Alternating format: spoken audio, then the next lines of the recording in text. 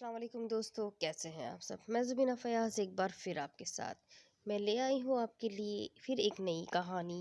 लेकिन कहानी के बारे में बताने से पहले मैं आपसे बताती चलूँ कि अगर आप मेरे चैनल पर नए हैं तो ज़रूर सब्सक्राइब कर लीजिए, बेल आइकन को भी ज़रूर दबा दीजिए।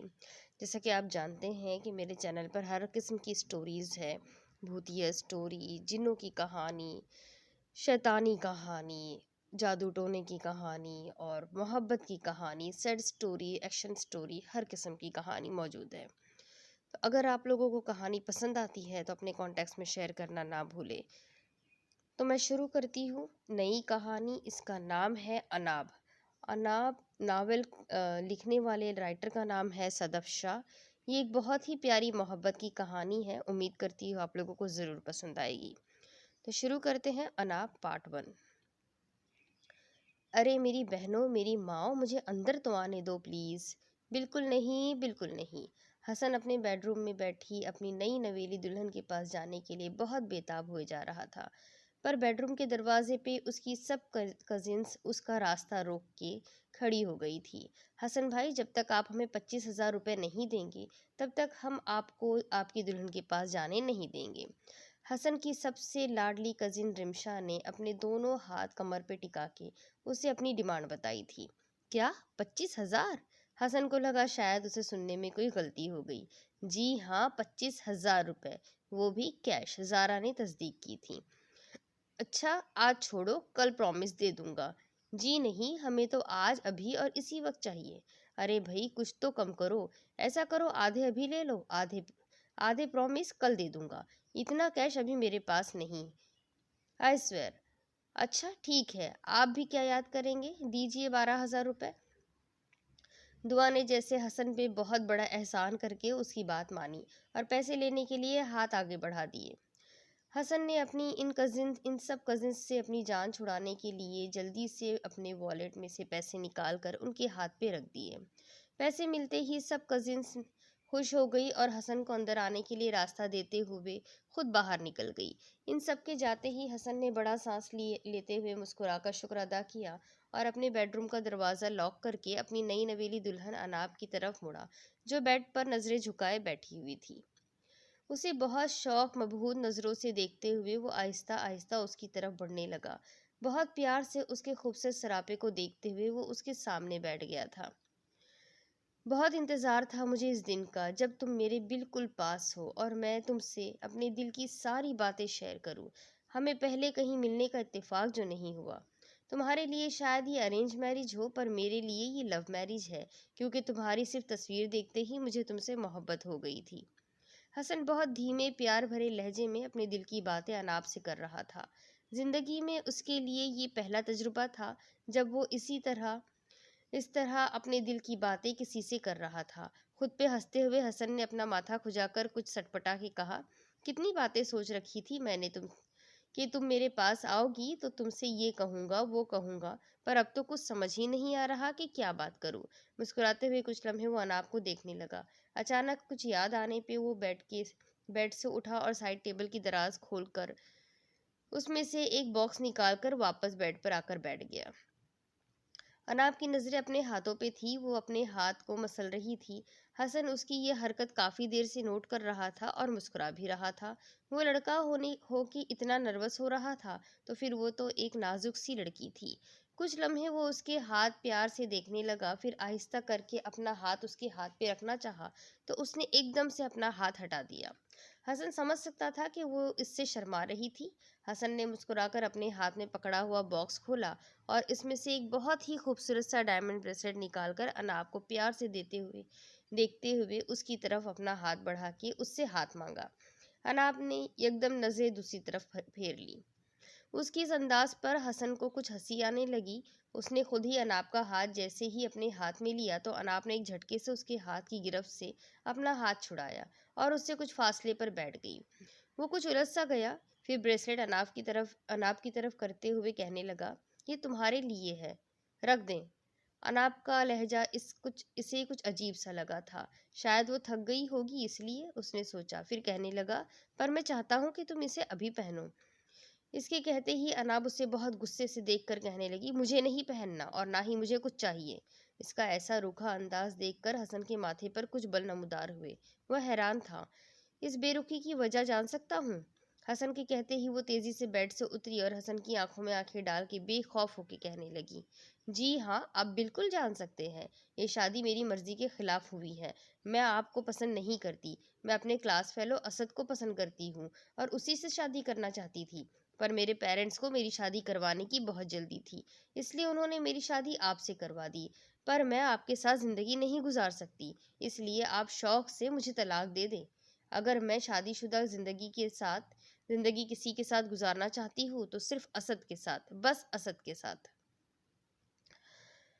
वो बिना किसी डर हिचकिचाहट के उसे बता रही थी, ऐसे जैसे उसके लिए ये कोई बहुत ही मामूली बात हो।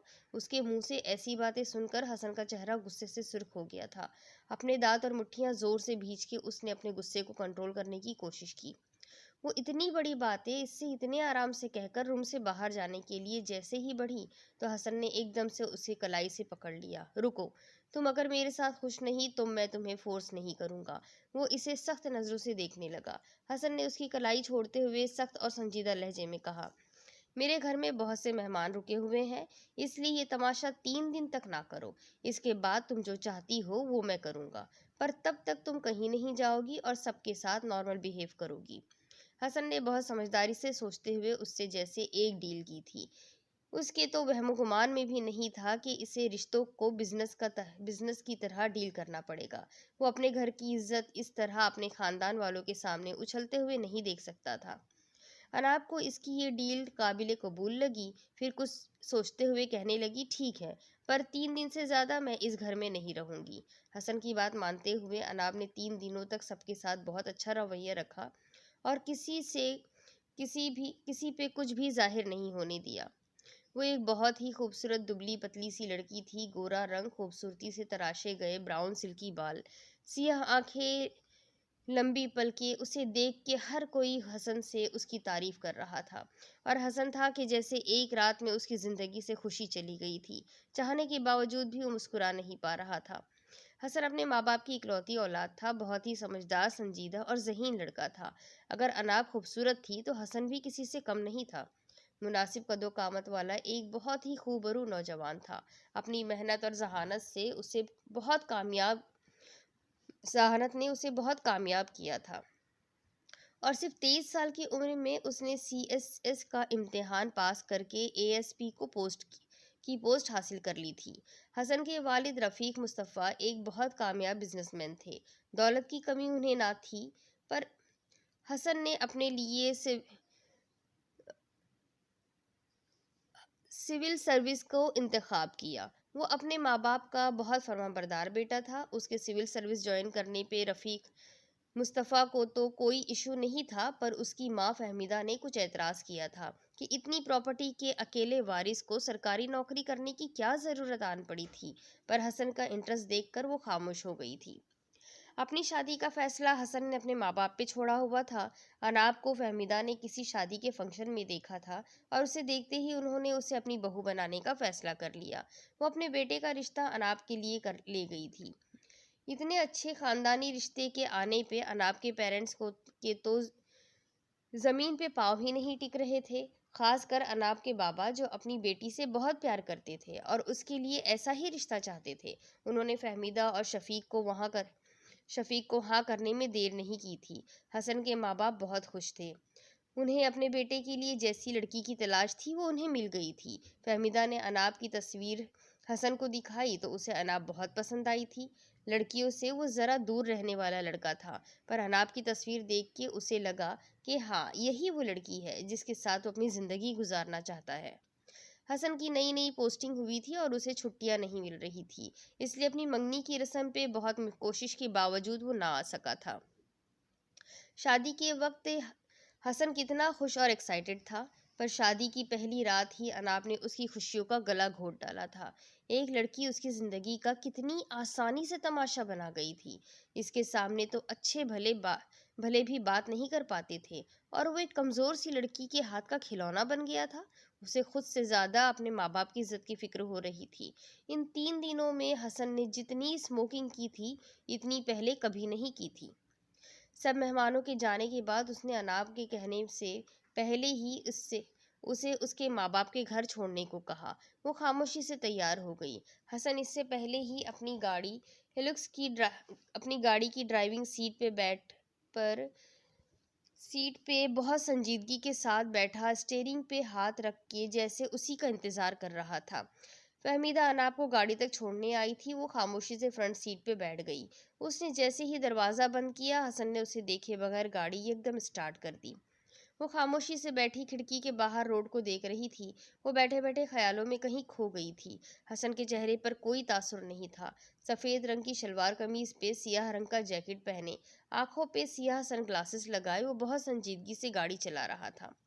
वो बहुत स्पीड से गाड़ी चला रहा था। अचानक सामने स्पीड ब्रेकर के आ जाने से गाड़ी को एक झटका सा लगा, जिसकी वजह से अनाब चौक के अपने ख्यालों से बाहर आ गई। वो कितनी देर से गाड़ी में बैठी हुई थी उसे पता ही ना चला। उसका घर इतना दूर तो नहीं था, फिर वो अभी तक घर क्यों नहीं पहुंची थी? ये सोचकर उसने जैसे ही सामने रास्ते को देखा तो कुछ बौखला सी गई। ये तो कोई अनजान सुनसान सा रास्ता था। ये रास्ता तो उसके घर की तरफ नहीं जाता था। फिर हसन इसे कहाँ ले जा रहा था? वो ये बात समझने से कासिर थी। उसने कुछ उलझे हुए अंदाज में इस रास्ते को देखा, फिर हसन की तरफ देखकर गुस्से से पूछने लगी, आप मुझे कहाँ ले जा रहे हैं? हसन ने इसकी बात का कोई जवाब नहीं दिया। आप मुझे बताते क्यों नहीं, कहाँ ले जा रहे हैं आप मुझे? इसके कहते ही हसन ने सख्त गुस्से और बरहमी से एक नज़र अनाप पे डाली। एक पल को वो डर गई थी। इसका दिल जोर से धड़कने लगा। देखिए, आप ऐसा नहीं कर सकते, रोकिए गाड़ी, मैं कहती हूँ गाड़ी रोकिए, वरना। हसन ने इसकी बात काटते हुए उसे देखकर कहा, वरना? वरना क्या? उसने अजीब से अंदाज में उससे पूछा। वरना मैं गाड़ी से छलांग लगा दूंगी, उसने कुछ घबराते हुए कहा। इसकी बात सुनकर वो इस्तेज़ाइया अंदाज में हंसा, फिर गाड़ी की स्पीड मजीद तेज की और गियर चेंज करके उसे बहुत सख्त कड़क नज़रों से देख के कहने लगा, लगाओ छलांग, कूद जाओ। हसन की बात सुनकर उसके चेहरे पे घबराहट की वजह से पसीना आ गया। देखिए, आप प्लीज़ ऐसे मत करें। गाड़ी रोकिए प्लीज़। आखिर मुझे कहाँ ले जा रहे हैं? मैंने आपसे पहले ही बता दिया है कि मैं आपके साथ नहीं रह सकती। आप क्यों मेरे साथ ऐसा कर रहे हैं? वो उसे इल्तिजाइया नज़रों से कह रही थी। हसन ने उसकी बात का कोई जवाब नहीं दिया। अनाब के चेहरे पे डर के तासुरात बढ़ गए। हसन ने गाड़ी बिल्कुल अनजान सड़क पे ले जाके मोड़ी थी। अनाब के दिल की धड़कनें तेज से तेज होती जा रही थी और हाथ पांव ठंडे पड़ रहे थे। उसके साथ कुछ बुरा होने वाला था, ये उसकी छठी हिस्स उसे बता रही थी, पर क्या वो समझ नहीं पा रही थी। कुछ देर ही में दूर से एक बहुत बड़ा और खूबसूरत सा फार्म हाउस नजर आने लगा, जहाँ पे नारियल, आम, सेब और अमरूद के मुख्तलिफ दरख्त लगे हुए थे। वो फार्म इतना खूबसूरत बना हुआ था कि कोई भी उसकी खूबसूरती से मुतासिर हो जाता। फार्म के बीच से अंदर जाने के रास्ते की तरफ उसने गाड़ी घुमाई। अनाब के हाथों में कपकपी तारी हो गई थी। उसे हसन का ऐसा अंदाज बुरी तरह डरा रहा था। हसन ने एक बहुत बड़े खूबसूरत वस्ती व अरीज फार्म हाउस के बाहर गाड़ी को एकदम ब्रेक लगाया और जोर जोर से हॉर्न बजाने लगा। मिनट भी ना हुआ था जब अंदर से एक गार्ड नमूदार हुआ और उसने जल्दी से गेट खोला। हसन को हाथ के इशारे से सलाम करते हुए वो गार्ड साइड में खड़ा हो गया। हसन ने स्पीड के साथ गाड़ी फार्म हाउस के अंदर बने पार्किंग लॉट में रोकी। वो तेजी से गाड़ी से उतरा और गार्ड को देख के सख्त से कहने लगा, तुम अभी जाओ, जब बुलाऊं तब आना। हसन का ऑर्डर सुनते ही गार्ड उसी वक्त वहां से बाहर चला गया। गार्ड के जाते ही वो अनाब की तरफ लंबे लंबे डग भरते हुए आया। उसने गाड़ी का दरवाजा खोला, बहुत गुस्से और इश्तिआल से अनाब को कलाई से पकड़कर जोर से खींच के एक झटके से उसे गाड़ी से बाहर निकाला। हसन के चेहरे पे छाया इतना गुस्सा देखकर इसकी आंखों में डर की वजह से आंसू भर आए। उसने हसन के हाथ की मजबूत गिरफ्त से अपनी नाजुक सी कलाई को छुड़ाने की भरपूर कोशिश की, पर वो नाकाम रही। डर की वजह से वो रोने लगी। हसन, प्लीज प्लीज मुझे जाने दे। आपने वादा किया था, आप अपने वादे से मुकर रहे हैं। देखिए, आपने जैसा कहा मैंने वैसे ही किया। अब आप मेरे साथ ज़बरदस्ती नहीं कर सकते। प्लीज प्लीज मुझे मेरे पेरेंट्स के पास छोड़ आए। हसन की आंखों में गुस्से की वजह से जैसे खून उतर आया था। अनाब के रोने को नज़रअंदाज करते हुए वो उसे खींचते हुए अंदर ले जा रहा था। वो मुसलसल रोए जा रही थी और उसकी मिन्नतें की जा रही थी। हसन, आपको अल्लाह का वास्ता मुझे छोड़ दे, प्लीज़ मुझे जाने दे, प्लीज़ प्लीज़ हसन प्लीज़। अपनी कलाई छुड़ाने के साथ साथ वो रोते हुए उससे इल्तिजाएं की जा रही थी, पर हसन पे कुछ असर नहीं हो रहा था। वो उसे बहुत बेदर्दी से खींचते हुए अंदर ले जा रहा था, जिसकी वजह से वो अपना तवाज़ुन बरकरार न रख सकी और स्लिप हो गई। हसन ने इसकी कोई परवाह ना की और उसे बेदर्दी से घसीटते हुए अंदर बेडरूम में ले जाकर जोर से पटका। अनाब डर की वजह से एकदम खड़ी हो गई। वो उसके सामने अपने दोनों हाथ कमर पे टिकाए किसी खूंखार शेर की तरह लम्हे कुछ लम्हे उसे बहुत बरहमी से देखता रहा। फिर उसके करीब आके उसके गालों पे एक के बाद एक बहुत जोरदार थप्पड़ मारे और बालों से खींचकर उसे जोर से जमीन पर पटक दिया। वो रोते डरते अपने चेहरे को हाथों में छुपाने की कोशिश करते हुए हसन से कुछ पीछे हटने लगी। हसन, नहीं नहीं, प्लीज प्लीज मेरे साथ ऐसा ना करे। हसन आंखें निकाल कर उसकी तरफ आया, उसे बालों से खींच के अपनी तरफ किया और उसकी थोड़ी अपने उस हाथ से जोर से ऊपर पकड़ी। वो किसी डरे हुए बच्चे की तरह डर, खौफ और दर्द से कराहने लगी। शूट तो मैं तुम्हें उसी वक्त कर देता जब तुमने अपने इश्क का किस्सा सुनाने लगी थी। तुम क्या समझती हो कि मुझे अपने इश्क की दास्तानें सुनाओगी और मैं तुम्हें आराम से छोड़ दूंगा? फिर अजीब से अंदाज में उसे देखकर हंसा। अनाब बीबी, बहुत गलत इंसान से उलझ बैठी हो तुम। अब सारी जिंदगी तुम्हें मैं अपने नाम पे बिठाए रखूंगा। वो हाल करूंगा तुम्हारा कि जिंदगी भर याद रखोगी। तुम्हें मैं ऐसा काम करने वाली दूसरी लड़कियों के लिए इबरत का निशाना बना दूंगा। उसने अनाब को जोर से पटका। वो हसन से डर के तेजी से बाहर निकलने के लिए जैसे ही दरवाजे की तरफ बढ़ी तो हसन ने एकदम से उसे पकड़ लिया और उसे बालों से खींचकर पीछे करते हुए बहुत जोर से कई थप्पड़ उसके गालों पे रसीद किए और दोबारा बालों से खींच के उसे पूरी ताकत से जमीन पर पटक दिया। वो बहुत बुरी तरह गिरी। हसन बहुत गुस्से से उसके करीब आकर घुटनों के बल बैठ के आंखें निकाल कर उसे देखने लगा। यहाँ से निकलने का अब सोचना भी मत। अगर तुमने भूले से भी कोई ऐसी वैसी हरकत की तो तुम्हारे टुकड़े टुकड़े करके चील कौवों को खिला दूंगा, समझी तुम? उसे गुस्से से डरा धमका के वो बाहर चला गया और वो किसी बच्चे की तरह डर और खौफ के मारे रोती कांपती जा रही थी। उसके मुंह से खून बहने लगा था। कुछ घंटों बाद वो दोबारा अनाब के पास आया। उसके चेहरे पे गुस्सा साफ नजर आ रहा था। अनाब नीचे ही सुकड़ के बैठी रो रही थी। हसन को दोबारा अंदर आते देखकर डर के वो 2 कदम पीछे हट गई और दीवार से टेक लगा लिया। कुछ लम्हे वो इसे बिना पलके झपकाए गुस्से से देखता रहा। फिर उसके करीब आकर कहने लगा, यहाँ के सारे मुलाजिमों को मैंने छुट्टी दे दी है, इसलिए यहाँ पे अब तुम्हारे लाड़ उठाने वाला कोई नहीं है। अब तुम यहाँ से जिंदा सलामत बाहर नहीं निकल सकती। अब तुम मेरी बनाई हुई कैद में हो। मैं तुम्हें जान से मार दूंगा, पर इस फार्म हाउस से बाहर कदम रखने नहीं दूंगा।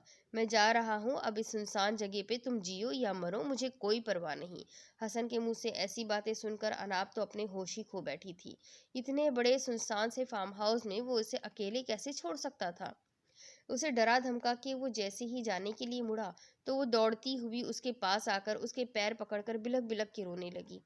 हसन, नहीं। हसन, आप मेरे साथ ऐसा नहीं कर सकते। प्लीज प्लीज मुझ पे रहम करे। मुझे यहाँ अकेले छोड़कर मत जाए, मैं मर जाऊंगी। Please Hasan, please. मुझे बहुत डर लग रहा है। हसन को इस पे जरा भी रहम नहीं आया और उसे एक झटका देकर अपने पाँव इसके हाथों के कमजोर सी गिरफ्त से छुड़वाए और तैश में आकर उसके बालों को फिर से खींचकर पकड़कर बोला, बहुत गलत इंसान से उलझ बैठी हो तुम। हिसाब तो तुम्हें देना ही होगा। डरती रहो भले और डर डर के मर भी जाओगी तो मैं यही तुम्हें दफन कर दूंगा, समझी तुम? उसने अनाब को जोर से पटका और तेजी से बाहर निकला। घर का मेन डोर लॉक किया और अपनी गाड़ी चला के बाहर निकल गया। किसी कदर जालिम था वो। इसे एक कमजोर सी लड़की पे जरा भी तरस नहीं आया। जब तक वो हसन के पीछे जाने के लिए उठी तब तक वो बाहर निकल चुका था और वो डर की वजह से कितनी देर तक रोती कांपती रही थी। रात का सन्नाटा, अंधेरा बढ़ता ही जा रहा था। कुत्तों के भौंकने की आवाजें उसे और भी ज्यादा डरा रही थी। रो रो कर उसकी तो हिचकियां ही बंद हो गई थी। डर ने उसके पूरे वजूद में कपकपी तारी कर दी थी। वो बेड पे सुकड़ के बैठ गई और खुद को ब्लैंकेट में छुपा लिया था। रोते रोते कब उसको नींद ने अपनी आगोश में ले लिया उसे पता ही ना चला। सुबह सूरज निकलते ही चिड़ियों के चहकने की आवाजें आने लगी। चिड़ियों की आवाज सुनकर वो जाग गई। सूरज की रोशनी ने कमरे को रोशन कर दिया था। रात के मुकाबले में अब उसे डर कुछ कम लग रहा था। वो आहिस्ता आहिस्ता करके उठी और वॉशरूम में जाकर अब हाथ मुंह धोकर फ्रेश हुई। उसका सर दर्द की वजह से काफी भारी हो रहा था। वो रूम से बाहर निकलकर किचन ढूंढने लगी। फिर किचन में जाके अपने लिए चाय बनाई। चाय पीते हुए हसन के बुरे रवैये का सोचकर उसकी आंखों से आंसू निकलने लगे। ऐसा बुरा रवैया तो कोई जानवरों के साथ भी नहीं करता जितना बुरा रवैया हसन ने उसके साथ किया था। क्या बात अच्छी लगी थी इसके माँ बाप को हसन में कि उन्होंने अपनी फूल सी नाजुक बेटी इस जालिम इंसान के हवाले कर दी थी। उसकी आंखों से आंसू किसी सैलाबी रेले की तरह बह रहे थे। फार्म हाउस से बाहर निकलने के लिए उसने सभी दरवाजे खिड़कियां खोलने की कोशिश की, पर सब दरवाजों पे ताले लगे हुए थे और खिड़कियों पे लोहे की ग्रिल लगी हुई थी। ग्रिल को दोनों हाथों से पकड़कर वो जोर जोर से रोने चिल्लाने लगी। कोई है, मुझे यहाँ से बाहर निकालो प्लीज, कोई मेरी मदद करो, मुझे बहुत डर लग रहा है, मैं मर जाऊंगी, प्लीज मुझे निकालो, मेरी मदद करो। वो अपना सर ग्रिल पे टिका के बेबसी से सिसक सिसक के रोने लगी। किसी ने भी उसकी आवाज नहीं सुनी, कोई उसकी मदद को नहीं आया था। 3 दिनों तक एक ही जोड़ा पहने उसे अब उलझन हो रही थी। उसके कपड़ों का बैग तो गाड़ी में ही रह गया था, जो शायद हसन ने जानबूझकर गाड़ी से नहीं निकाला था।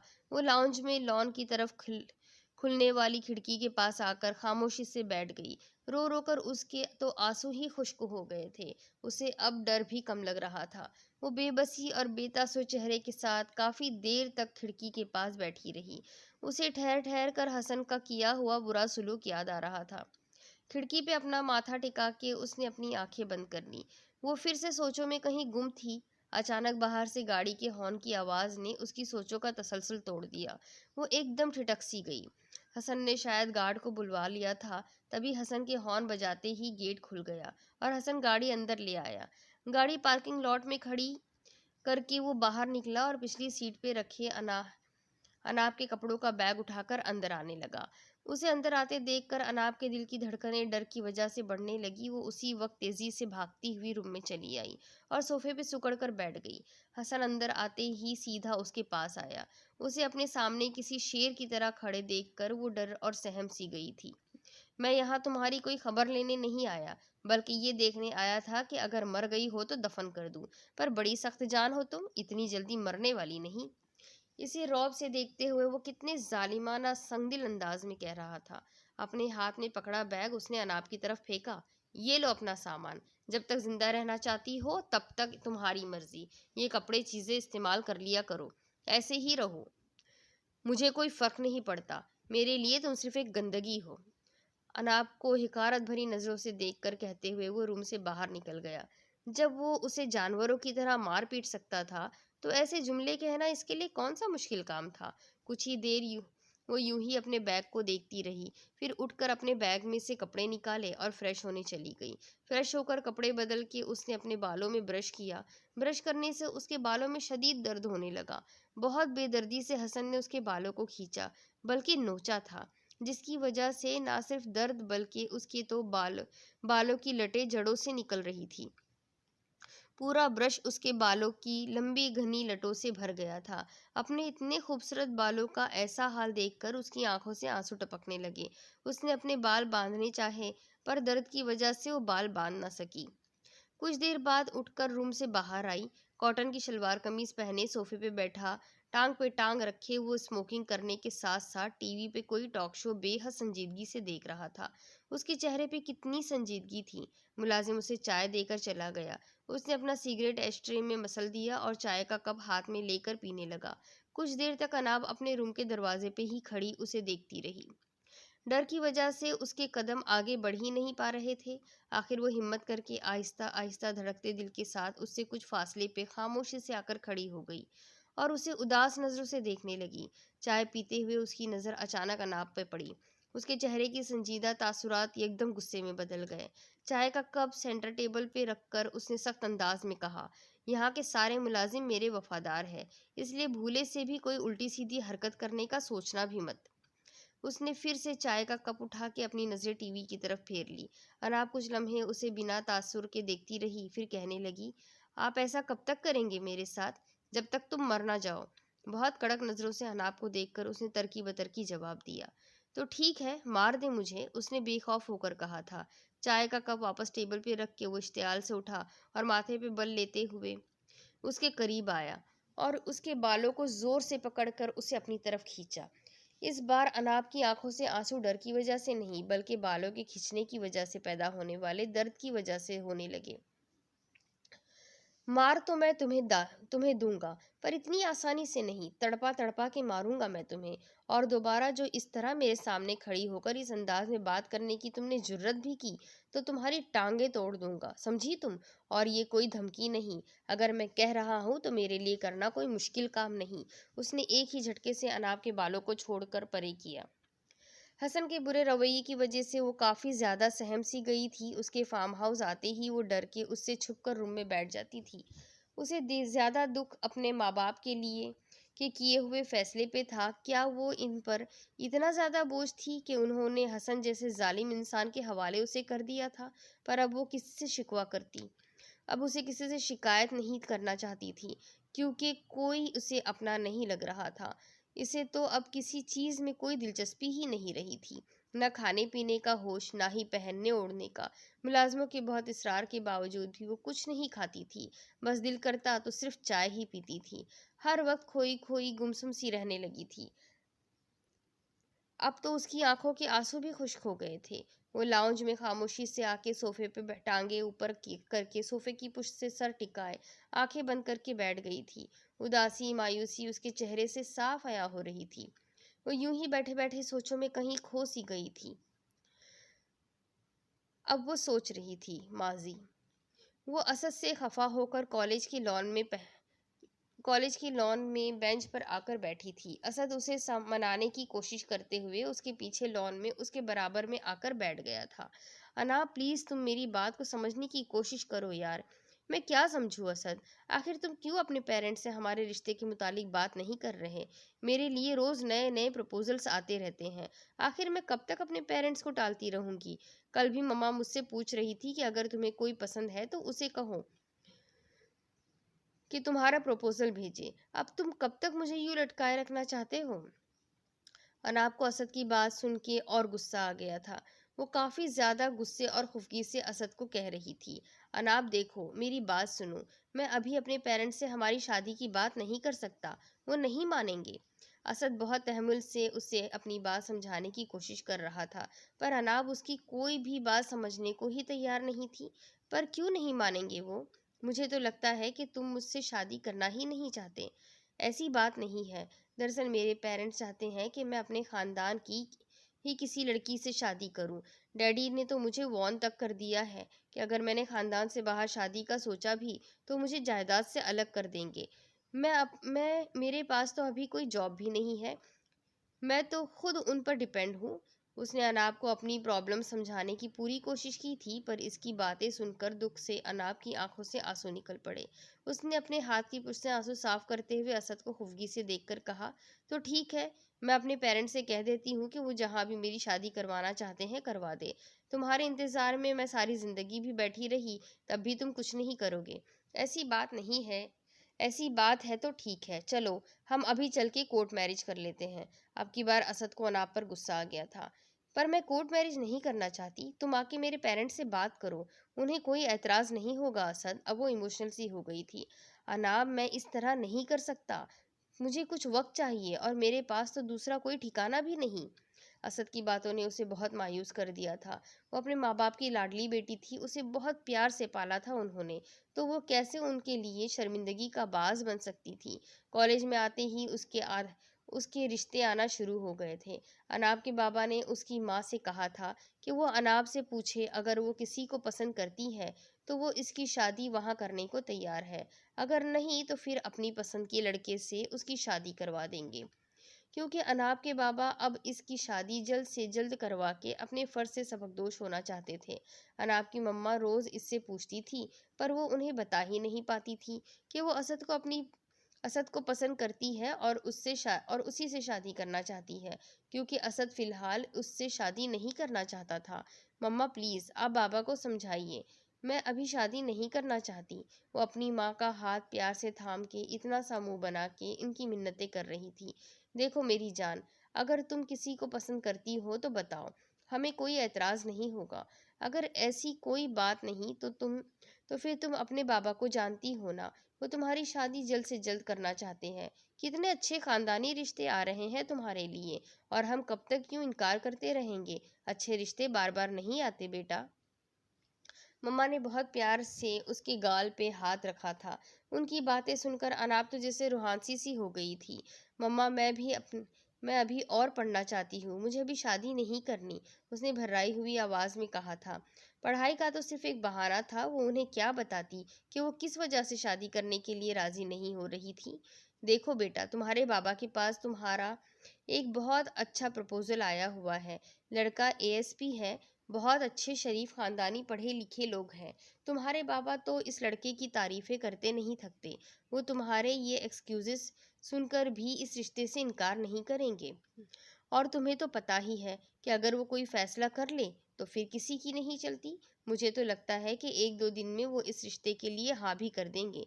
मम्मा की बातें सुनकर अनाप की आंखों में एकदम जैसे आंसू आ गए थे। वो खुद को बहुत ज्यादा लाचार और बेबस सी महसूस कर रही थी। सोफे पे बैठे बैठे वो सोचों में काफी गुम थी।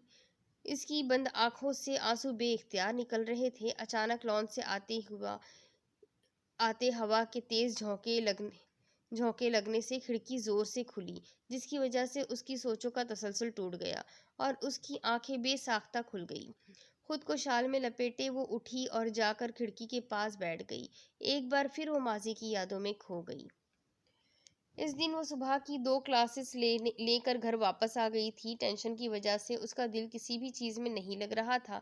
तकरीबन सुबह के 10:30 बजे के करीब जब वो घर पहुंची तो घर के पोर्च में खड़ी ब्लैक कलर की न्यू ब्रांड गाड़ी देखकर वो कुछ हैरत में पड़ गई थी। ये किसकी गाड़ी है? गाड़ी पे नज़र डालते हुए उसने सोचा। लाउंज में कदम रखते ही इसकी नज़र मम्मा पे पड़ी, जो किचन में से मुख्तलिफ लवाजमात से भरी ट्रॉली घसीटते हुए निकल रही थी। मम्मा काफ़ी खुश नज़र आ रही थी। वो अपना हैंडबैग सोफे पे रख के सीधा मम्मा के पास आई। अस्सलाम वालेकुम मम्मा। अना, वालेकुम अस्सलाम। अच्छा हुआ तुम आज जल्दी आ गई। मम्मा की बात वो समझ ही नहीं पाई थी। क्यों? अरे बेटा, हसन आया है। अब जाओ जल्दी से फ्रेश होके अच्छे से तैयार होकर आओ और आके हसन से मिलो। अपनी ट्रेनिंग की वजह से वो मंगनी पे नहीं आ सका था। अब पहली बार हमसे मिलने यहाँ आया है। तुम बस जल्दी से तैयार होकर आओ। मम्मा की बात सुनकर उसका मूड एकदम से ऑफ हो गया था। मुझे नहीं मिलना किसी से भी, उसने खुफगी से कहा था।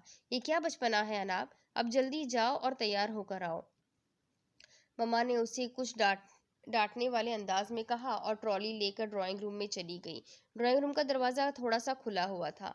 अनाब आहिस्ता आहिस्ता चल के ड्राइंग रूम के करीब आई और दरवाजे के पास खड़ी होकर मम्मा और बाबा की बातें सुनने लगी। बेटा, आजकल आपकी पोस्टिंग कहाँ पे है? बाबा का मूड काफ़ी खुशगवार था। उसे अंकल, फिलहाल तो बदीन में ही हूँ। अब शादी के बाद ट्रांसफ़र करवा लूँगा। हसन का बात करने का अंदाज़ काफ़ी धीमा और मौदबाना था। तो वहाँ पे आपको कोई मुश्किल तो नहीं होती? नहीं अंकल, मुश्किल तो नहीं। कोई सच एज़ कोई नहीं। फार्म हाउस अपना है, मुलाजिम है वहाँ पर। फिर ज़मीनें भी वहीं हैं, तो जॉब के साथ-साथ ज़मीनों को भी देखभाल कर लेता हूँ। हाँ, अलबत्ता फैमिली को बहुत मिस करता हूँ, बाकी सब ठीक है। इसकी बातें सुनकर बाबा काफ़ी खुश हो रहे थे। माशाअल्लाह, आप बहुत मेहनती हो बेटा। मैं खुद को बहुत खुशकिस्मत समझता हूँ कि अल्लाह ने मुझे दामाद की सूरत में इतना काबिल बेटा दिया है। आपका बहुत बहुत शुक्रिया अंकल कि आपने मुझे इस लायक समझा। अनाब को इसकी बातों से बहुत चिढ़ हो रही थी। हसन, आपकी ड्यूटी तो काफ़ी टफ होती होगी ना? मम्मा ने चाय और दूसरे लवाजमात हसन को सर्व करते हुए उससे पूछा था। जी आंटी, सख्त तो होती है। नई नई पोस्टिंग है तो छुट्टियां मिलना थोड़ा मुश्किल है। शादी के लिए भी मुश्किल से 3 दिन की छुट्टी मिली है। इसके बाद वापस बदीन। चाय का सिप लेते हुए उसने मम्मा को बताया। ओह अच्छा। मम्मा को इस पे कुछ तरस सा आया था। हसन ने गर्दन हिला के नजरें झुका ली। हाँ तो सही है ना, अब शादी के बाद आपको अकेले नहीं जाना पड़ेगा, आपकी फैमिली साथ होगी। बाबा की बात सुनकर वो थोड़ा सा शर्मा सा गया था। हसन बेटा, हम वो माँ बाप नहीं जो बेटी की शादी के बाद उसकी लाइफ में इंटरफेयर करते रहें। शादी के बाद अनाब आपकी जिम्मेदारी होगी, आप उसे जैसे रखें जहाँ रखे उसके मुतालिक हम आपसे कभी नहीं पूछेंगे। बाबा की कही बात हसन के लिए बहुत मानी रखती थी। अंकल, इंशाल्लाह आपको मुझसे कभी शिकायत का मौका नहीं मिलेगा। वो इनका हद से ज़्यादा मशकूक था। बाबा और हसन की आपस में की जाने वाली इतनी खुशगवार गुफ्तगू सुनकर अनाब का दिल खून के आंसू रोने लगा। वो गुस्से से पैर पटकते हुए तेजी से अपने रूम में चली गई थी। वो काफी देर से खिड़की के पास आंखें बंद किए बैठी सोचों में गुम थी। उसके गाल आंसुओं से भीग रहे थे। अचानक उसे अपने करीब किसी का लम्स महसूस हुआ। उसने जैसे ही आंखें खोली तो सामने खड़े हसन को देखकर वो कुछ चौंक सी गई। हसन सामने खड़ा उसे बहुत सख्त संजीदा नजरों से देख रहा था। अपने हाथ की पुष्ट से आंसू साफ करते हुए नजरें झुका के तेजी से उठकर रूम में चली गई थी। हसन उसे जाते हुए देख रहा था। अब इसकी आगे की स्टोरी मैं आपको अगली किस्त में सुनाती हूँ कि हसन क्या करेगा। क्या वो फिर उसे मारेगा? कब तक वो उसे यहाँ रखेगा? क्या ये उसकी कैद से कभी छूट पाएगी? क्या अनाब यहाँ मर जाएगी? ये सारे सवालों के जवाब जानने के लिए मेरे साथ बने रहे। चैनल को सब्सक्राइब कर लीजिए, बेल आइकन को ज़रूर दबा दीजिए। अगली किस्त में फिर मिलेंगे। अल्लाह हाफिज़।